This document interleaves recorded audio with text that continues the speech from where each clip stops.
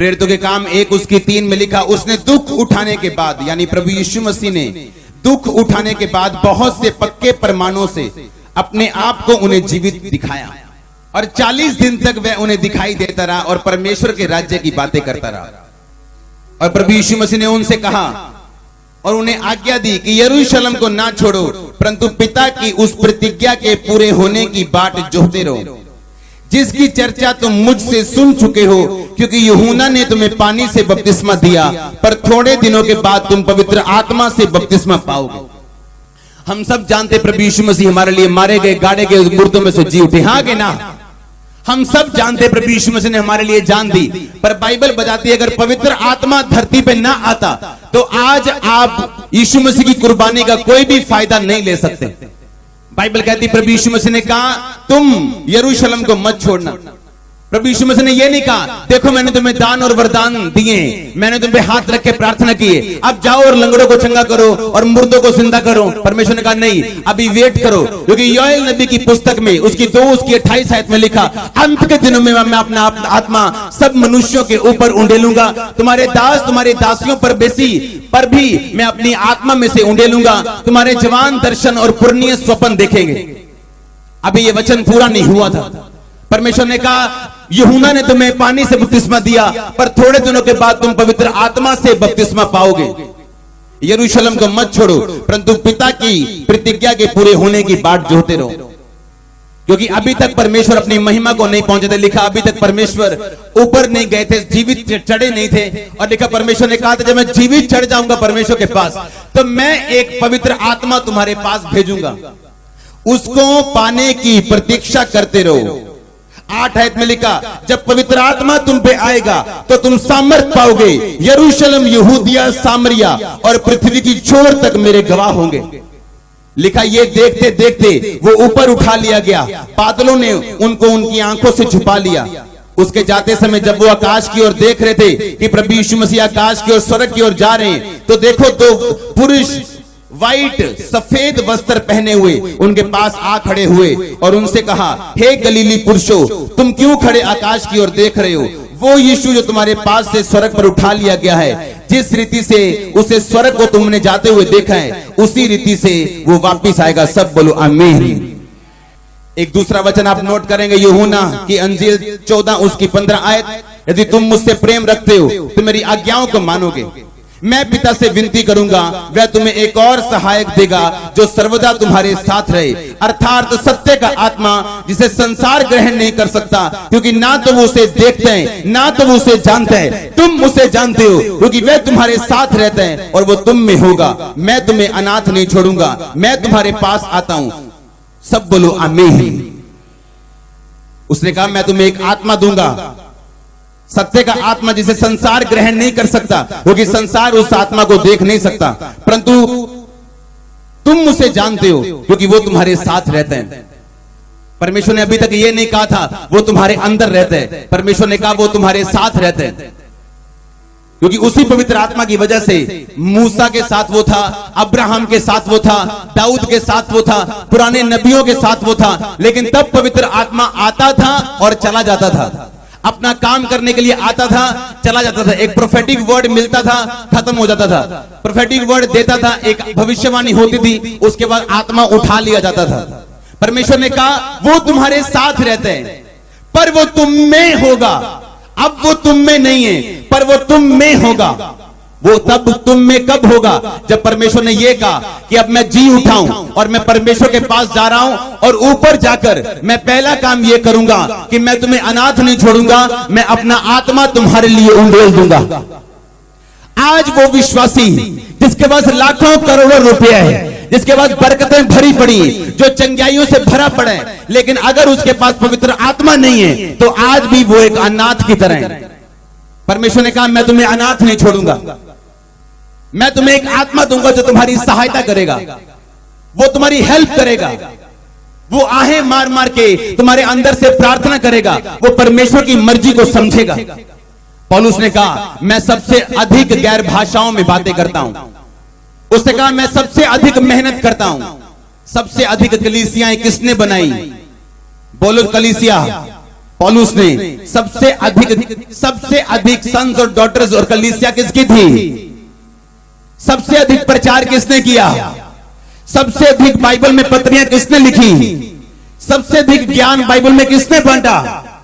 क्योंकि बाइबल बताती वो गैर भाषाओं में बातें करने वाला एक जन था।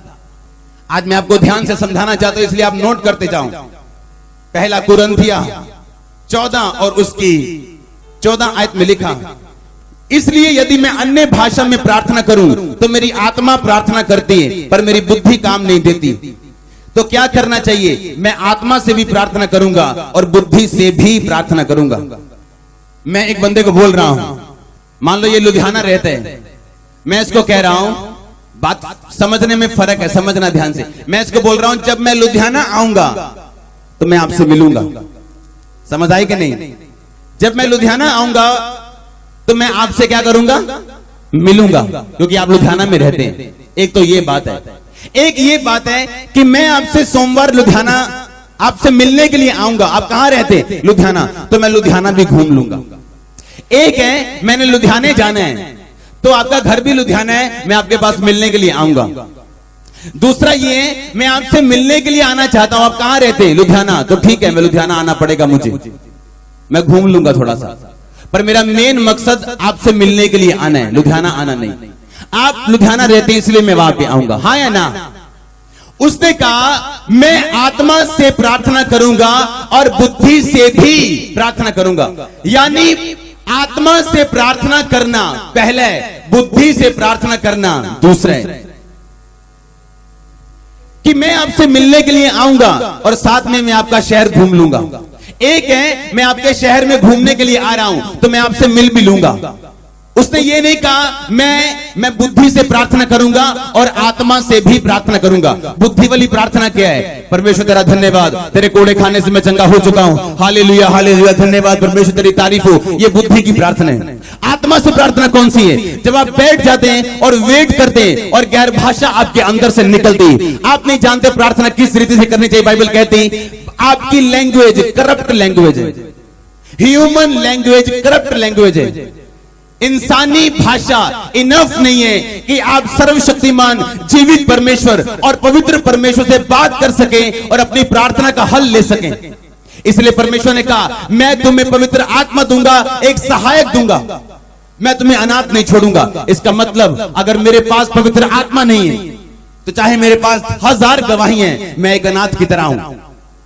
एक अनाथ सुबह उठता है, उसकी मां नहीं है, खुद खाना बनाता है, उसकी मां वो खुद है, उसका बाप नहीं है, खुद अपनी सुरक्षा करते हैं क्योंकि वो अनाथ है। उसी तरह से वो लोग हैं जो मसीह में आने के बाद भी पवित्र आत्मा जो नहीं पाए हुए, वो अनाथ की तरह हैं। उनकी सुरक्षा का जिम्मा भी उनके ऊपर है, उनकी खाने का जिम्मा भी उनके ऊपर है। वो संघर्ष कर रहे हैं अपनी जिंदगी में क्योंकि वो अनाथ की तरह जी रहे हैं। और परमेश्वर ने कहा मैं तुम्हें अनाथ नहीं छोड़ूंगा, मैं तुम्हें पवित्र आत्मा दूंगा।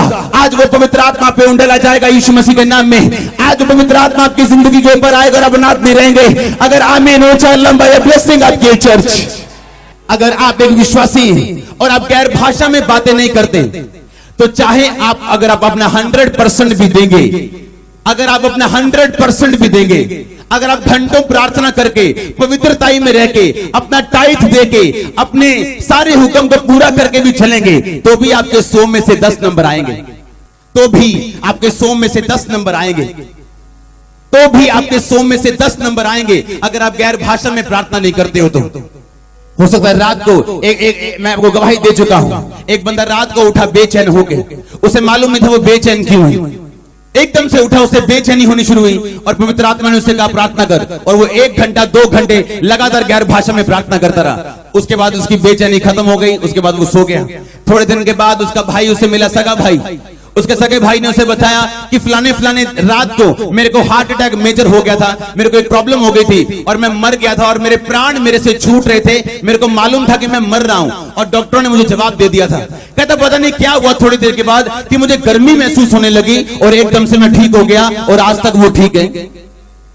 और उसने बताया, उसके भाई ने, कहता मेरे भाई उस रात को, जिस रात की जो बात कर रहे हैं, पवित्र आत्मा ने मुझे उठाया था और मेरे मन में बेचैनी डाल दी। मैं नहीं जानता कि मैं बेचैन क्यों हूं, पर मैं गैर भाषा में प्रार्थना करने लगा। मुझे तो यह भी मालूम नहीं था कि तू बीमार है, तेरे को प्रॉब्लम हुई। इसीलिए जो लोग गैर भाषा में बातें करते हैं उन्हें नहीं मालूम क्या प्रार्थना करनी चाहिए, लेकिन पवित्र आत्मा जानते हैं आपको किस चीज की जरूरत है, आपका प्रेयर पॉइंट क्या होना चाहिए, कौन आपको धोखा दे रहा है, कौन आपका मित्र है जो आपके और पास आना चाहिए, कौन आपका शत्रु है जो आपका मित्र बन के बैठा है, उसे दूर होना चाहिए। लेकिन अगर आप गैर भाषा में प्रार्थना नहीं करेंगे तो आप इन चीजों को अपनी जिंदगी में पूरा होते कभी नहीं देख सकते। इसलिए आज का विश्वासी, कंफ्यूज विश्वासी, आप जैसे गैर भाषा में प्रार्थना करते हैं, एक मैसेज आपकी स्पिरिट में जन्म लेते हैं जो होली स्पिरिट की ओर से होता है। आप जैसे गैर भाषा में प्रार्थना करते हैं, एक मैसेज आपकी स्पिरिट में आता है। आपको पता होता है कि परमेश्वर ने मुझसे बात की, आपको पता होता है कि परमेश्वर ने मेरी अगुवाई की, क्योंकि आप गैर भाषा में प्रार्थना कर रहे हैं। उसने कहा मैं गैर भाषा में प्रार्थना करूंगा और मैं बुद्धि से भी प्रार्थना करूंगा ताकि मेरा आमीन दूसरे लोग समझ सकें। कहता मैं परमेश्वर का धन्यवाद करता हूं कि मैं तुम सबसे अधिक गैर भाषाओं में बात करता हूं। 14 बाप उसकी दुआ में लिखा, क्योंकि जो अन्य भाषा में बातें करता है वह मनुष्यों से नहीं परंतु परमेश्वर से बातें करता है, इसलिए कि उसकी बातें कोई नहीं समझता, क्योंकि वो भेद की बातें आत्मा में होकर बोलता है। 4 आयत में लिखा, जो अन्य भाषा में बातें करता है वह अपनी ही उन्नति करता है। अगर आप चाहते हो आपकी उन्नति हो और आप गैर भाषा नहीं बोलते तो आप साइकिल से अपनी उन्नति में जाओगे, साइकिल की स्पीड से, पैदल की स्पीड से। अगर आप चाहते हो आपकी उन्नति गाड़ी की स्पीड से, फेरारी की स्पीड से या जहाज के प्लेन की स्पीड से हो तो आपको गैर भाषा में बातें करनी सीखनी पड़ेगी। हालेलुया। आज कितने विश्वासी हो जो गैर भाषा में बातें करते हैं? हाथ खड़ा करो, हाथ हिलाओ, दोनों हाथों को हिलाओ। बोलने वाले बहुत ज्यादा बढ़ चुके हैं, लेकिन ऐसा टाइम आएगा, आज वो टाइम है जब हर एक जन गैर भाषा पाके जाएगा और प्रभु की आत्मा से भर के जाएगा। अगर मैं आपको आज आपकी मेजर प्रेयर रिक्वेस्ट लिखने के लिए बोलूं, क्या आपकी मेजर प्रेयर रिक्वेस्ट, सबसे बड़ा आपको क्या चाहिए? तो लोग लिखेंगे मैं 19 साल से विदेश की ट्राई कर रहा हूं, कोई लिखेगा मैं इतने साल से बीमार हूं, मेरे बेटे को ये चाहिए। पर आपका पहला प्रेयर रिक्वेस्ट ये होना चाहिए कि मुझे पवित्र आत्मा का बपतिस्मा चाहिए। पेंटिकोस्ट के दिन जब पवित्र आत्मा उन पे उतरा तो बाइबल बताती वो उस जोएल नबी की बुक से प्रार्थना कर रहे थे कि प्रभु तूने कहा है अपनी बाइबल में कि अंत के दिनों में तू अपना आत्मा सब मनुष्यों के ऊपर उंडेलेगा। हमें कुछ नहीं चाहिए, पहले अपनी प्रतिज्ञा पूरी कर, अपना आत्मा हम पे उंडेल, क्योंकि तेरी आत्मा के बिना काम करना मुश्किल हो जाएगा, तेरी आत्मा के बिना लोगों को बताना मुश्किल हो जाएगा, तेरी आत्मा के बिना चलना मुश्किल हो जाएगा, अगुवाई लेना मुश्किल हो जाएगा। बाइबल में लिखा पौलुस एक जगह जा रहा था तो परमेश्वर ने कहा एशिया में वचन सुनाने के लिए नहीं जाना। सोचो अगर ऐसा व्यक्ति होता जिसके पास पवित्र आत्मा की अगुवाई ना होती तो वो बाइबल के वचनों से जाता कि परमेश्वर ने कहा है जाओ और पूरे जगत में सुसमाचार का प्रचार करो। तो परमेश्वर मुझे जाने के लिए मना क्यों करेगा? पर बाइबल में लिखा परमेश्वर ने मना किया एशिया में वचन सुनाने के लिए और पौलुस वहां पे नहीं गया। आज बहुत सारे लोगों की सेवकाई फलदायक नहीं है, बहुत सारे लोगों का बिजनेस फलदायक नहीं, क्योंकि बिजनेस इसलिए खुला है क्योंकि मेरे पड़ोसी का सेम बिजनेस बड़ा चला है, इसलिए मैंने भी वो खोल लिया और मैंने पवित्र आत्मा की अगुवाई नहीं ली कि प्रभु मुझसे क्या चाहता है, मेरी सेवकाई में क्या चाहता है, मेरे बिजनेस में क्या चाहता है, मेरी जिंदगी में क्या चाहता है। वो तभी मालूम होगा अगर आप पवित्र आत्मा से भरे हुए इंसान हैं। हालेलुया। एक बार जोर से बोलो हालेलुया, आमीन। मेरा ये विश्वास है आज चर्च अंदर और बाहर और सब रोड्स इसीलिए भरी हैं कि पवित्र आत्मा ने अपने आप से आपको भरने के लिए यहां पे भेजा है और वो अपना काम करके आपको वापस भेजेगा अगर आमीन हो जाए चर्च। हालेलुया। जोर से बोलो हालेलुया। आप जब गैर भाषा में प्रार्थना करते हैं आपकी बुद्धि काम नहीं करती, आपके दिमाग को तो ये नहीं पता होता कि आप क्या बोल रहे हैं, पर लिखा आपकी आत्मा उन शब्दों को इस्तेमाल करती परमेश्वर के सामने प्रार्थना को रखने के लिए, और वो असली प्रार्थना है जैसी विश्वासी को करनी चाहिए। हालेलुया। अगर आप गैर भाषा में बातें नहीं करते हैं और अपना 100% भी अगर आप दें, घंटों भी प्रार्थना करें तो भी आपके 100 में से 10 नंबर आएंगे, क्योंकि परमेश्वर ने कहा इमोशनल नहीं जीतेगा पर हथियारों के साथ लदा हुआ वो जीतेगा, लड़ने वाला जीतेगा। इसलिए परमेश्वर ने कहा मैं तुम्हें आत्मा के वरदान देता हूं। क्यों चाहिए आत्मा के वरदान मुझे धरती के ऊपर?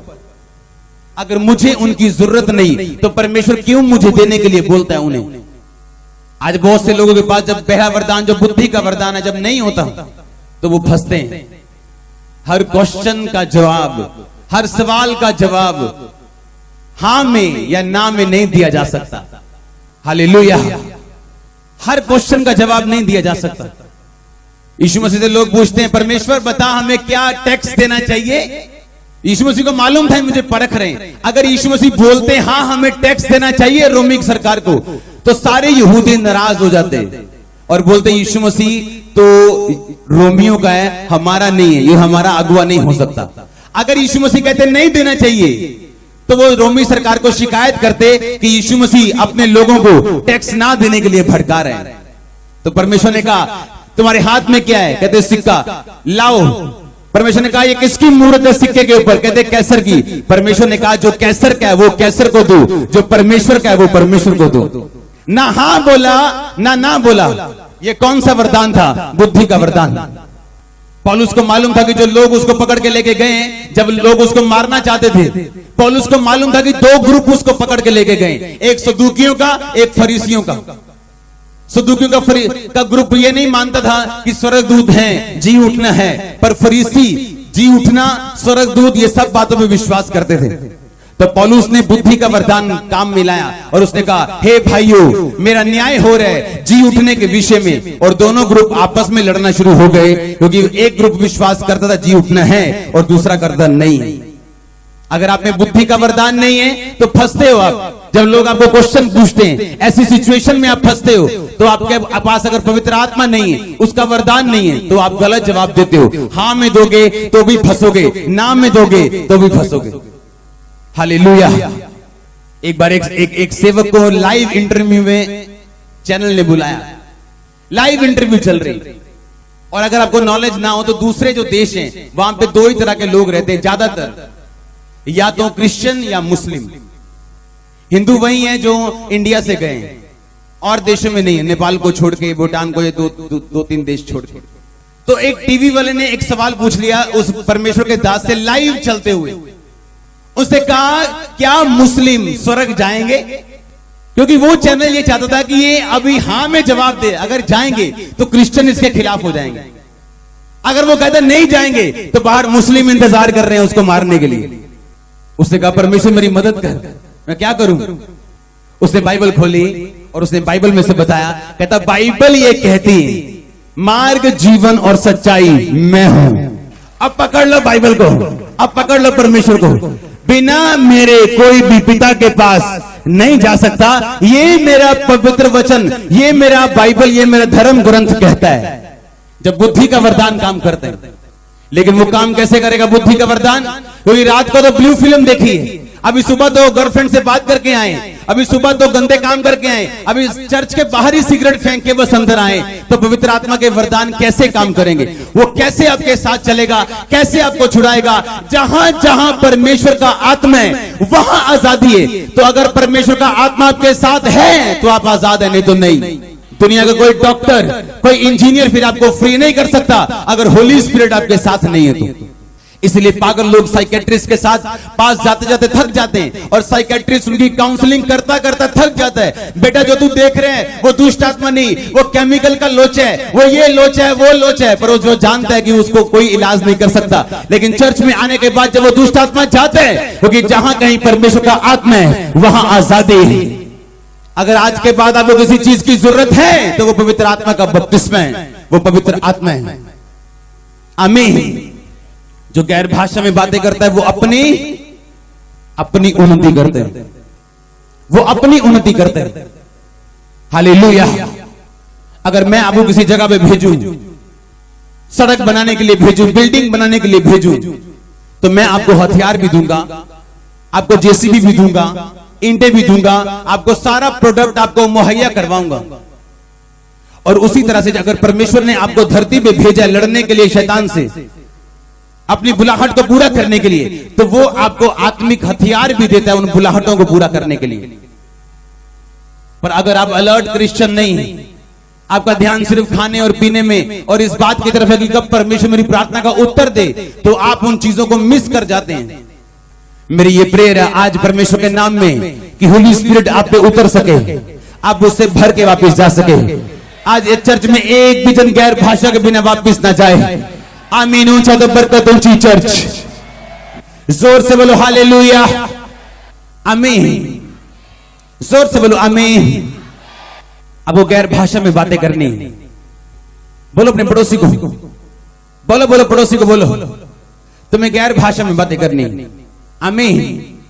फिर से बोलो अपने पड़ोसी को, से इफेक्ट कम करो, बोलो बोलो पड़ोसी को, आमीन। गैर भाषा भी दो तरह की, एक कॉपी वाली गैर भाषा है, हाँ, जो एक वॉलंटियर बोल रहा है और दूसरा भी साथ बोल रहा है शेखरे रे बेरे, दूसरा वॉलंटियर बोल रहा है शेखरे रे बेरे, उसे लगता है यही गैर भाषा है। गैर भाषा आपकी एक प्रेयर है जो परमेश्वर आपको अपनी लैंग्वेज में देता है। तो सबकी गैर भाषा सेम कैसे हो सकती है अगर आपकी प्रॉब्लम अलग अलग है तो? और इसीलिए सबकी गैर भाषा, अगर 200 करोड़ लोगों के पास है दुनिया में, तो सबकी गैर भाषा अलग है, क्योंकि सबकी प्रॉब्लम अलग है। सब इंडिविजुअली, सबकी पर्सनैलिटी अलग है, सबकी प्रॉब्लम अलग है, सबका टारगेट अलग है, सबकी बुलाहट अलग है। तो आपको आत्मा की सुननी, इसलिए मैं बोलता हूं कि जब आप गैर भाषा में बातें करें तो आप पड़ोसियों की मत सुने जो आपका पड़ोसी बोल रहे हैं। आपको वो सुनने जो परमेश्वर का आत्मा आपकी आत्मा में जिस बात का जन्म दे रहा है, जो गर्भ आपकी आत्मा में जो उससे पैदा हो रहा है, वो गैर भाषा आपको बोलनी। आप नहीं जानते आपका शत्रु कौन है। आपका परम मित्र जो आपके साथ खड़ा है, हो सकता है वो आपकी जड़ें काटने वाला हो, लेकिन आप कभी उसके बारे में जान नहीं सकते अगर आप गैर भाषा बोलने वाले क्रिश्चियन नहीं है तो। लोग आपको धोखा देने के लिए तैयार है। ये दुनिया ऐसी, जब तक ये प्रूफ ना देख ले तब तक परमेश्वर में भी यकीन नहीं करती। ये ऐसी जनरेशन है, अगर परमेश्वर की सगी नहीं है तो तुम्हारी कैसे सगी हो सकती? किसने तुम्हें बुद्धू बना दिया? किसने तुम्हें बिविच्ड, किसने तुम पे जादू कर दिया कि तुम सोच के बैठे हो कि दुनिया तुम्हारी हो सकती जो परमेश्वर की नहीं हुई? ये बात मुझे सालों पहले सिखाई गई थी, तब तो मुझे समझ नहीं आई थी, क्योंकि आपके अगुओं की बातें आपको पहले समझ नहीं आती, लेकिन बाद में अच्छी तरह समझ आती कि सबकी कंडीशन देख के यकीन मत करना। चर्च में जब हम एंटर करते थे तो एक बंदा था जो चर्च में सफाई करता था। एंटर करते पहले उसने ऐसा करना, जय मसीह जी, पापा जी पापा जी पापा जी पापा जी, लम्बे पैजाना उन्हें मिट्टी दे होते। मेरी वाइफ बीमार रहती है जी। मीटिंग में आने से पहले, कुछ दिन पहले जो पहली मीटिंग थी, पवित्र आत्मा ने मुझे रात को सिर्फ गैर भाषा बोलने के लिए बोला और मैं लगातार घंटों गैर भाषा बोलता रहा। और सुबह मुझे एक मैसेज आया कि आपकी चर्च में मैंने एक चोर पकड़ा है, और वो वही चोर था जो मेरे पांव हर रोज पकड़ता था, चाहे वो चोरी 1000 रुपए की क्यों नहीं थी। पर अगर होली स्पिरिट आपके साथ है, लोग एक्सपोज होंगे जो आपके साथ है, अगर आपके नहीं। आप गम में, आप झूठ में, चीट में, धोखे में नहीं रह सकते अगर आप परमेश्वर के चलाए गए जन हो तो। सब चीजें परमेश्वर जाहिर नहीं करेगा आपके ऊपर, पर आप धोखे में रहने वाले इंसान नहीं होंगे। चाहे लोगों को यह मालूम ना हो कि आपको उनकी कुछ और बातें भी मालूम है, चाहे आपने कोई एक्शन ना लिया हो, पर आपको मालूम होगा कोई कैसे है और कौन कैसे है। और मैं गैर भाषा में बातें कर रहा हूं, और मैंने वाइफ को बताया, देख ये वही बंदा था जो बोलता था मेरी वाइफ बीमार है जी। हम लोग भी सोचते कि क्यों बीमार है, ये इतनी सेवा करते हैं, क्यों बीमार है? और चोरी दिल में बैठी। जब संडे मीटिंग खत्म होनी, गिलास ले जाने मीटिंग से, कोई तार काट के ले जानी आधा किलो, कुछ भी ले जाना, बस ले जाना। कुर्सी एक तोड़ देनी, बोलना ये वाली कुर्सी टूट गई है, इसको हम कचरे में बेच रहे हैं। और आपको मालूम नहीं आपके पास क्या हो रहा है, आपके घर में क्या हो रहा है। आप अपने बेटे से दुखी हो, आपको ये मालूम नहीं उस दुखी होने का कारण उसका बेस्ट फ्रेंड है जो आपको मम्मी मम्मी बोल के आपके पैर छूते हैं, और आपको मालूम नहीं वो क्या है। और ऐसे भी लोग हैं जिनके हेल्पर उनसे दूर हैं, उनका हेल्पर उनके सामने खड़ा है पर वो उसको लाइक नहीं करते, कम तवज्जो देते हैं। ये भी शैतान की ओर से, क्योंकि कुछ लोग परमेश्वर ने आपकी लाइफ में दिए डिवाइन हेल्पर बना के, लेकिन अगर आप आत्मिक नहीं है, वो लोग भी आपकी जिंदगी में नहीं रह सकते। इसलिए एक पास्टर का जरूरी है जब वो पुलपट पे आए तो आत्मा में आए, गैर भाषा में आए। इसलिए मुझे कोई मैसेज नहीं कर सकता मॉर्निंग, मैं रात को एक मीटिंग पहले किसी का मैसेज नहीं पढ़ता हूं, किसी से बात नहीं करता हूं, मॉर्निंग किसी से बात नहीं करता हूं। मेरे परिवार को बता कि बातें वही करनी जो मीटिंग के साथ रिलेटेड है। कोई रिश्तेदार में मिलने नहीं आता, कोई हमसे बात नहीं करता। क्यों? क्योंकि आत्मा में आना जरूरी है, ताकि शैतान जहां जहां काम कर रहा है उसको पकड़ा जा सके और निकाला जा सके। 10-10 परोंठियां खा के और 15 लोगों से फोन पे बातें करके, और आप फिर पुलपट पे आके काम नहीं कर सकते, आप फिर शैतान को निकाल नहीं सकते। होली स्पिरिट मुझे बता रहा था परसों, ऐसी दुष्ट आत्मा जो यहाँ पे कैप्चर हुई और जगह कैप्चर नहीं हुई, कारण ये है दुष्ट आत्माएं जमीन पे काम नहीं करती, वो हवा में काम करती हैं।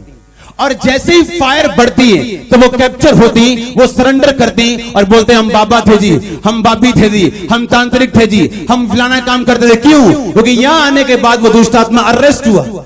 आप पुलपट पे आ रहे गैर भाषा बोल के आओ, प्रभु आपको विजन देगा, आपको मालूम होगा कौन चंगा हो रहा है, क्या परमेश्वर काम कर रहा है, कौन सा दुष्ट आत्मा जा रहा है, कौन सी हीलिंग हो रही है।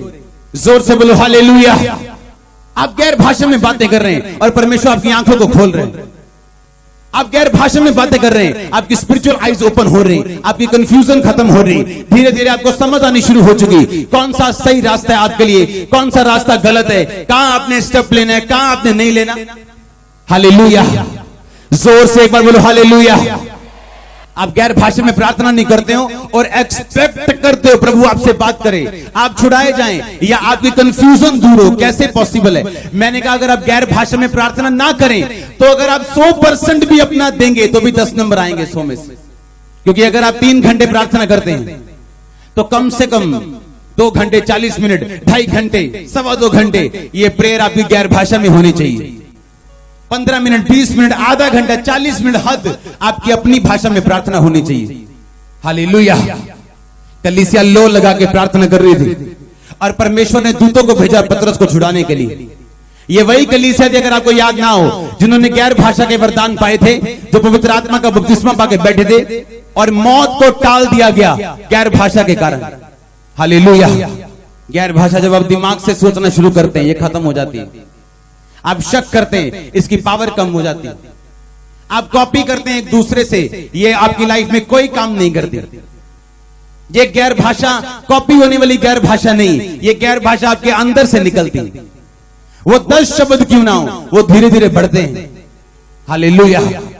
जो लोग 10 मिनट की गैर भाषा बोलते हैं वो उस बंदे के समान है जो सुबह उठता है, तैयार होता है, कपड़े डालता है, परफ्यूम डालता है, शूज डालता है और अपने घर के बाहर जाके खड़ा हो जाता है, कहीं नहीं जाता। जो सुबह बेस्ट पैंट डालता है, बेस्ट शर्ट डालता है, बेस्ट परफ्यूम लगाता है, तैयार होता है, शूज डालता है और अपने घर के गेट के बाहर खड़ा हो जाता है और जाता कहीं नहीं। जो 10 मिनट वाले राबा राबा सीखे रे वाले, वो ये वाले लोग हैं। आप जब गैर भाषा में शुरू करते हैं, आप बैठते हैं, आप प्रेयर शुरू करते हैं, अपने शब्दों में धीरे धीरे आत्मा आप पे उतरने लगता है, आपके शब्द कड़े होने लगते हैं, आप स्पिरिट में फाइट करना शुरू होते हैं, आपको पता लगता है कुछ बदल रहा है आपके एटमॉस्फेयर में और कुछ चेंज हो रहा है आपकी लाइफ में। तो वो बंदा उस बंदे के समान है जो बेस्ट पैंट और शर्ट और शूज डाल के अपने घर से निकलता है और उस जगह पहुंचता भी है जहां उसे पहुंचना चाहिए। हालेलुया। प्रार्थना कर रहे चल आमीन। अभी तो पैंट भी नहीं डली पूरी, हाँ अभी तो आधी शर्ट बटन भी खुले हैं। फिर आधा तो 10 मिनट जब पापा ने बोल दिया तो ले बेरे बेटे शेखर रे बेरे रे, अच्छा तू शेखर रे बेरे रे बोल, शेखर रे बेरे, अच्छा तू लिखे बोल। और वो शर्ट डाली, पैंट डाली, अपने कमरे के बाहर खड़े हैं और पता नहीं कहां जाना है। गैर भाषा एक हथियार है, एक ऐसी प्रार्थना है जिसे शैतान समझ नहीं सकता और रोक भी नहीं सकता। आपको जब रुकावट आपकी लाइफ में एंटर करे, वो टाइम रोने चिल्लाने का नहीं या किसी बंदे पे गुस्सा करने का नहीं, गैर भाषा में शैतान को डांटने का और बंधनों को तोड़ने का है। आप देखो फिर कैसे रिलीज होते हो। आपके बच्चे देखो कैसे रिलीज होते हो, होली स्पिरिट मुझसे कह रहे हैं। आपका बिजनेस कैसे रिलीज होता है, आपका फाइनेंस कैसे रिलीज होता है, आपकी कुर्सी कैसे रिलीज होती है जो परमिशन है आपको देनी है। देखो फिर कैसे रिलीज होता है सब कुछ। हालेलुया। जोर से बोलो हालेलुया। जो गैर भाषा में बातें करता है वो अपनी, जब मैं प्रोफेटिक आपको देता हूं, प्रोफेसी करता हूं, तो उससे मेरी उन्नति नहीं होती, उससे कलीसिया की उन्नति होती, कलीसिया का विश्वास बढ़ता है, कलीसिया में काम होते हैं। पर जब मैं गैर भाषा में बातें करता हूं मेरी पर्सनल उन्नति होती। आमीन। तब मेरी पर्सनल उन्नति होती। तो बताओ फिर क्यों बाइबल में परमेश्वर ने लिखा कि उसी आत्मा के द्वारा तुम्हें अन्य भाषा दी जाएंगी। अगर जरूरी नहीं है अन्य भाषा बोलनी या सिर्फ पास्टर्स को जरूरी है, तो ये क्यों नहीं लिखा कि पास्टर्स को अन्य भाषाएं दी जाएंगी? कुछ लोग बोलते हैं नहीं, अन्य भाषा शैतान की ओर से। वो वही लोग हैं जिनके अपने पास अन्य भाषा नहीं है या जिन्होंने एक्सपीरियंस नहीं किया। अगर नहीं जरूरी तो वचन में क्यों लिखा? फिर काट दो उस वचन को, फिर ना पढ़ो उस वचन को। उसने लिखा तुम्हें बुद्धि का, ज्ञान का, अन्य भाषा का अर्थ बताना तुम उसमें रहेगा। हालेलुया। कुछ चीजें मैं आपको दोबारा बताना चाहता था कि आप सीख सकें कि ये असली है, ये रियल है। आप जब गैर भाषा में बातें करते हैं, ये रियल प्रार्थना है जो होली स्पिरिट आपके शब्दों को यूज करते हैं। हो सकता है आपके कलीसिया मेंबर के लिए पवित्र आत्मा ने आपको प्रार्थना में बैठाना हो और आपको मालूम ना हो कलीसिया में कौन सा व्यक्ति क्या कर रहा है। गैर भाषा वो काम करेगी। आप प्रेयर करेंगे, कलीसिया में जिस व्यक्ति को जरूरत है परमेश्वर उसी की प्रार्थना करवाएगा आपके होठों से। एक दिन मैं कमरे में बैठा हुआ एक प्रॉफिट के साथ और उसने पूछा कि मैं तेरे को एक सॉन्ग सुनाता हूं, मैं तेरा टेस्ट लेता हूं, बता वो अन्य भाषा में वो पास्टर क्या कह रहे हैं। और सॉन्ग शुरू हुआ अन्य भाषा में और मैंने आंखें बंद की और मैंने सॉन्ग सुना। मैंने कहा ये बंदा अन्य भाषा में ये कह रहे हैं कि अंत का टाइम नजदीक है, अंत वाले दिन नजदीक है, हमें तैयारी करनी चाहिए। वो हैरान हो गए क्योंकि वो सॉन्ग मैंने पहले कभी नहीं सुना था। सुनो, कभी नहीं सुना था, कभी देखा नहीं था। जैसे ही उन्होंने सॉन्ग के अपने मोबाइल का फेस मेरी ओर किया तो उस सॉन्ग की हेडिंग थी song of the last days. और लोगों को लगता है वो शब्द थे, वो शब्द नहीं है। शब्दों को नहीं आप अर्थ बता सकते। जब वो बंदा गैर भाषा बोलते हैं, होली स्पिरिट मैसेज पैदा करता है आपकी स्पिरिट के अंदर, और वो है गैर भाषा का अर्थ बताना। जब गैर भाषा में पुलपिट में हम बात करते हैं तो प्रोफेटिक वर्ड रिलीज होते हैं। कौन व्यक्ति कहां से हील हो रहे हैं, किसको परमेश्वर का आत्मा छू रहे हैं, वो गैर भाषा, वो पवित्र आत्मा आप पे जाहिर करते हैं। हालेलुया। अगर आपके पास गैर भाषा नहीं है तो आपने मांगना कि परमेश्वर पवित्र आत्मा का बपतिस्मा मुझे दे। अगर वो बपतिस्मा आपके पास नहीं है तो आप वचन पूरा नहीं हुआ कि अंत के दिनों में मैं अपना आत्मा सब मनुष्यों के ऊपर उंडेलूंगा। आमीन। तो बाइबल कहती है दाखरस से मत वाले ना बनो क्योंकि इससे लुचपन होता है, पर आत्मा से परिपूर्ण होते जाओ। इसका मतलब ये है जो बंदे नशे के परिपूर्णता के नीचे, वो पवित्र आत्मा की परिपूर्णता के नीचे नहीं हो सकते। जो टीवी की परिपूर्णता के नीचे, वो पवित्र आत्मा की परिपूर्णता के नीचे नहीं हो सकते। जो पैसे के नीचे, वो भी पवित्र आत्मा से नहीं भर सकते। परमेश्वर ने कहा अपने आप को इनसे दूर रखो और पवित्र आत्मा से परिपूर्ण होते जाओ। थक गए कई लोग अपने भाई को समझाते कि भाई ये चिट्टा नशा नहीं करना, ये फलाना नशा नहीं करना, और वो खुद चर्च आती लेकिन उसका भाई नशे में, क्योंकि कभी गैर भाषा में प्रार्थना नहीं की, क्योंकि खुद अपनी लाइफ में इतनी कमियां हैं, इतने पाप हैं कि जब प्रार्थना करने के लिए हम बैठते हैं तो प्रार्थना बेअसर सी महसूस होती, और शैतान भी जानते हैं। इसलिए आपकी पर्सनल लाइफ में वो आपको बिठा के रखता है। उसे मालूम है अगर ये खुद पाप में रहेगा तो पवित्र आत्मा का बपतिस्मा नहीं पाएगा। अगर खुद नहीं पाएगा तो अपने और अपने लोगों के उद्धार का कारण कभी नहीं ठहरेगा। अब आपको समझ आएगी क्यों आपका पवित्रताई में रहना जरूरी, क्यों पवित्र आत्मा का बपतिस्मा आपके लिए जरूरी। हालेलुया। जो 4 घंटे घर की ड्योढ़ी पे बैठ के जो फलाने की चुगली करनी या धमकाने की चुगली करनी, क्यों ना गैर भाषा बोली जाए उन 4 घंटों में। अगर आज तक बोली गई होती तो घर की सिचुएशन कुछ और होती, सेवकाई की सिचुएशन कुछ और होती। हाँ या ना? शैतान एक टाइम वेस्टर है। आपका गुम हुआ पैसा वापस आ सकता है पर टाइम वापस नहीं आ सकता। टाइम वापस नहीं आएगा, टाइम चला गया। प्रभु आपको फिर से खड़ा करेगा, वो आपको फिर से खड़ा करेगा। मैंने कहा यह प्रोफेसी है, चर्च आपको फिर से खड़ा करेगा और आपको भरेगा अपनी आत्मा से। आप सुन पाएंगे परमेश्वर की बातों को, आपकी स्पिरिचुअल एंटीना मजबूत होगा, शार्प होगा। हालेलुया। ऐसे परमेश्वर के दास जो अब इस दुनिया में नहीं, पूरी उम्र की बुढ़ापे में होके परमेश्वर के पास चले गए, उनमें से एक दास का नाम है स्मिथ विगल्सवर्थ। ऐसे ऐसे लोग जो आम फैमिली से आए, कोई प्लम्बर है, कोई इलेक्ट्रिशियन है, कोई है। एक बार परमेश्वर के एक दास की, वो अपने घर से बाहर गया, उसकी एक आदत थी उस परमेश्वर के दास की, अपने पांव को जब वो जमीन पे रखता था उसकी गैर भाषा तब से शुरू होती थी, और जब वो सोने लगता था तब गैर भाषा उसकी बंद होती थी। क्योंकि आपके जीभ के नीचे जो आप गैर भाषा बोल रहे हो किसी को मालूम नहीं आप किससे बातें कर रहे हो। आमीन। वो अपनी वाइफ को छोड़ के गया घर, जब वापिस आया तो उसकी वाइफ की डेथ हो चुकी थी। रोया चिल्लाया नहीं, वो बोलता परमेश्वर मैं अपनी वाइफ को जिंदा छोड़ के गया था, मुझे जिंदा वापिस चाहिए। उसकी वाइफ खड़ी हो गई, ये रिकॉर्डेड है, सुनो क्या हुआ। उसकी वाइफ उठ के नाराज हो गई, कहती मैं प्रभु के साथ थी, तुमने वापस क्यों बुलाया मुझे। सुनो, ये स्टोरीज नहीं है, ये रियल है, रियल। ये 100 साल पुरानी नहीं है, ये अब की है। जो हमारे से पहले जनरेशन थी परमेश्वर के बड़े बड़े दासों की, उनकी मैं बात कर रहा हूं। उसने कहा परमेश्वर ये वापिस आना चाहती, इसको फिर ले जा। वो फिर डेथ होगी उसकी। ये बोलते मैं परमेश्वर के साथ ही वापस क्यों बुलाया। और बूढ़े थे दोनों, बहुत बूढ़े थे। कैनी धेगिन जो परमेश्वर का एक जबरदस्त दास है, जिसने पवित्र आत्मा की मूवमेंट शुरू की थी आज से 40 साल पहले, 50 साल पहले। अपने टेबल पे बैठा हुआ था और बता रहा था उनको कि मेरा जाने का टाइम आ चुका है, मैं अभी जा रहा हूं। कोई बीमारी नहीं, कोई हार्ट की, किडनी की, बीपी की, शुगर की, नथिंग। नाश्ता किया करता, फिनिश। और उसकी वाइफ बोली, कहती प्रभु के पास चले गए। 1 सेकंड में उनको पता था। ऐसे लोग जो शुरुआत दिन की गैर भाषा से करते थे, एंड गैर भाषा से करते थे, और उनकी लाइफ में रिजल्ट अगर देखो तो आज के कुछ लोगों को शर्म आएगी जो उनकी लाइफ में रिजल्ट, उनकी सेवकाइयों में रिजल्ट थे। गालियां निकालने वाला इंसान, गंदा मजाक करने वाला इंसान, फेसबुक पे गंदी वीडियोस देखने वाला इंसान कभी पवित्र आत्मा से नहीं भर सकता। नेवर। उसकी गैर भाषा फेक है, नकली है, वो एक नकली क्रिश्चियन है। आप बैठ के मजाक कर रहे हो, गंदा वीडियोस चल रही, और आप सोचते हो कि प्रभु आपको भरेगा। कैसे भरेगा?